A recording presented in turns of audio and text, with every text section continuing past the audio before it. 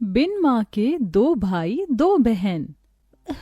ए माँ, उठ ना माँ, उठ ना माँ। विनोद भैया, माँ को उठने को बोलो ना।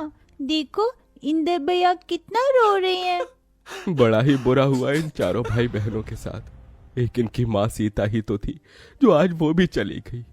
इस दुनिया से अब बेचारे इन बिन माँ के बच्चों को कौन देखेगा। वही तो मोहन, अरे एक माँ बिना बाप के भी बच्चे पाल लेती है, मगर एक बाप नहीं। यूं तो ये दोनों भाई हैं, मगर हैं तो ये भी बच्चे। अब 10-12 बरस कोई उम्र थोड़ी है इनकी कमाने की। वहां खड़ा हर कोई उन बिन माँ के बच्चों को देखकर दुख जता रहा है। विनोद, इंदर, सुमन और राधा अपनी माँ की बेसुध पड़ी लाश को देखे जा रहे थे। सीता के पिता ने उसका हाथ रमेश जैसे गलत इंसान के हाथ में दे दिया। सीता को शादी के बाद पता चला कि रमेश पियक्कड़ है, मगर हर औरत की तरह सीता ने भी इस उम्मीद से कि एक न एक दिन रमेश सुधर जाएगा, उसने इस रिश्ते को निभाया और 2 बेटी और 2 बेटों को जन्म दिया। सारा जीवन दुख उठाकर उसने भरसक उन्हें पालने की जिम्मेदारी उठाई, मगर उसका कमजोर शरीर जरूरत से ज्यादा मेहनत करने की वजह से कई बीमारी में घिर गया और आज सीता इस दुनिया में नहीं रही। विनोद ने डबडबाई आंखों से अपनी माँ के शव को देखकर कहा, इंदर भाई, माँ का अंतिम संस्कार करना है। दोनों भाई अर्थी उठाए शमशान घाट लाकर अंतिम संस्कार करते हैं। ठंड इतनी भयंकर थी कि बेचारे उन बिन माँ के भाई बहनों का रोम रोम कांप उठा था। दुधमुही राधा चिता को जलता देख बस रोए जा रही थी।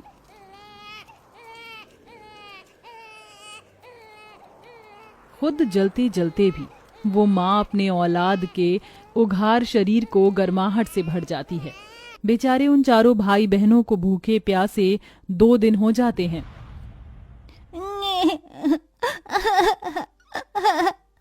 अले ले ले, चुप हो जा राधा, तू तो भैया की प्यारी बहन है ना।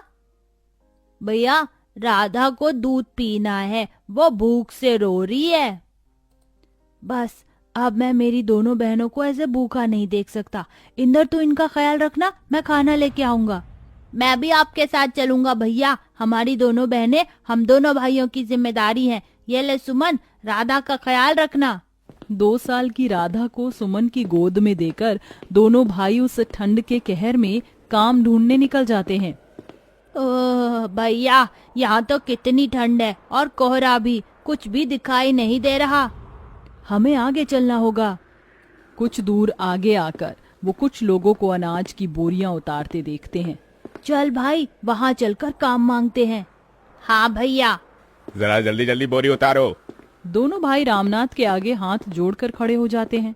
सेठ जी, हमें भी काम दे दीजिए।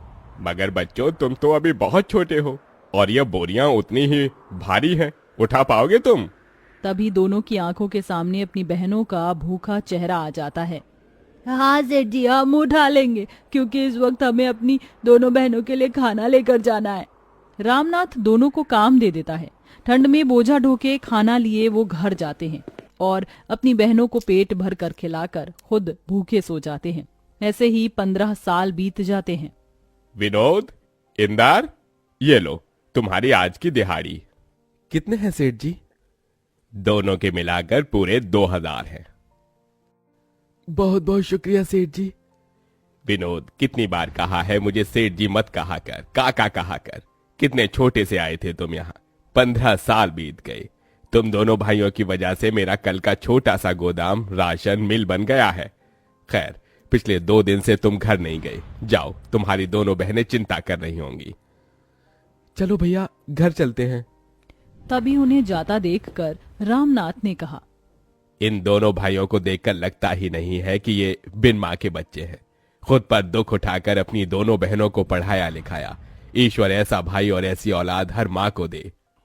राधा, सुमन, कहाँ हो हमारी प्यारी बहनों? विनोद भैया, इंदर भैया, कहाँ थे आप? आप दोनों को देखो तो, मुंह कैसे मुरझाया हुआ सा है। अरे वो सब छोड़ो और ये देखो, हम तुम दोनों के लिए क्या लाए हैं।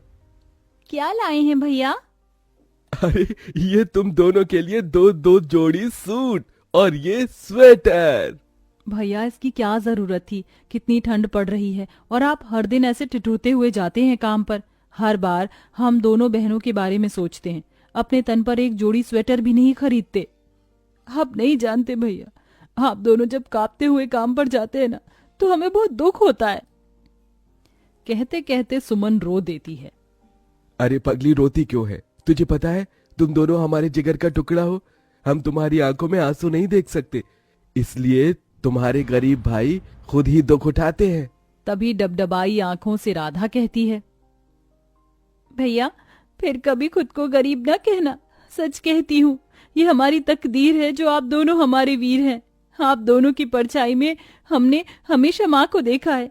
आज भी याद है हमें, मुझे और सुमन दीदी को पेट भर खिलाने के लिए आप दोनों कैसे भूखे रह जाते थे, हमें पढ़ाया लिखाया। भैया अब आप दोनों शादी कर लीजिए। नहीं सुमन, जब तक तुम दोनों का घर नहीं बस जाता तब तक हम भाई शादी नहीं करेंगे। तभी दारू के नशे में धुत रमेश घर में घुसा।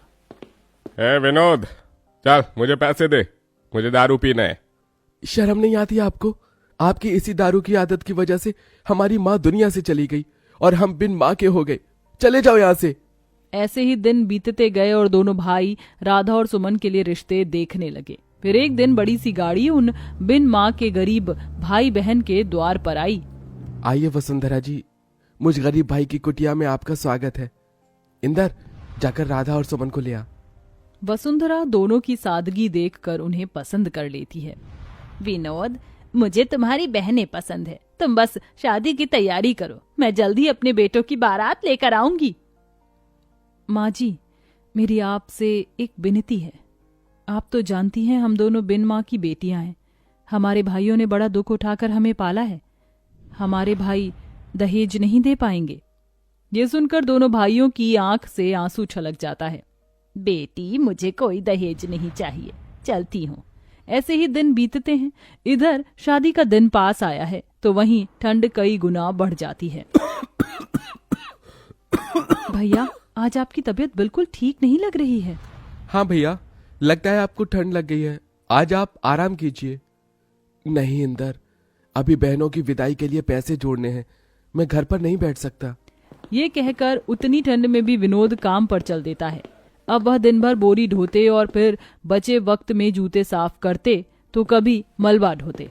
अब शादी की रस्म भी शुरू हो जाती है। राधा सुमन को हल्दी मेहंदी लगाने लगती है। भैया, कल इसी वक्त हमारे आंगन में बहनों की बारात आएगी। ये हम दोनों भाइयों का कितना बड़ा भाग्य है ना भैया, जो अपनी बहनों का कन्यादान हम करेंगे। हाँ इंदर। मगर दोनों को कहाँ पता था कि एक और दुख उन पर आन पड़ने को है। शादी के रखे पैसे को रमेश चुरा कर ले जाकर दारू पी जाता है और खूब सट्टा खेलता है, जिसके बाद दोनों चिंता में आ जाते हैं। भैया पैसे तो है ही नहीं। हे भगवान, कितनी मुश्किल से कर्ज उठाया था शादी के लिए, अब ऐन मौके पर कौन देगा ऐसे पैसे।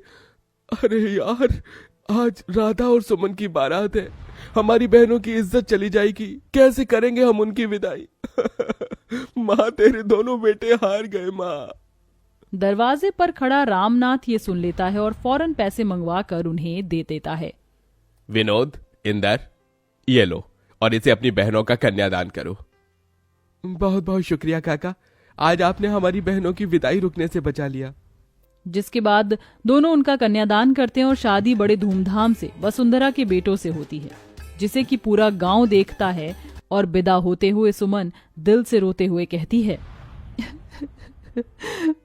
भैया आपने हम दोनों के लिए माँ और पिता दोनों का फर्ज निभाया। जाते जाते इस बहन को एक खुशी और दे दो।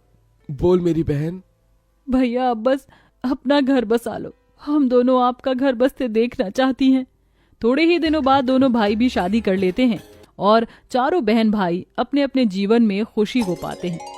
कहते हैं इस दुनिया में माँ की जगह कोई नहीं ले सकता, मगर इंदर और विनोद जैसे भाई जिस भी गरीब बहन के भाग्य में हो तो माँ और पिता दोनों का रूप मिल जाता है।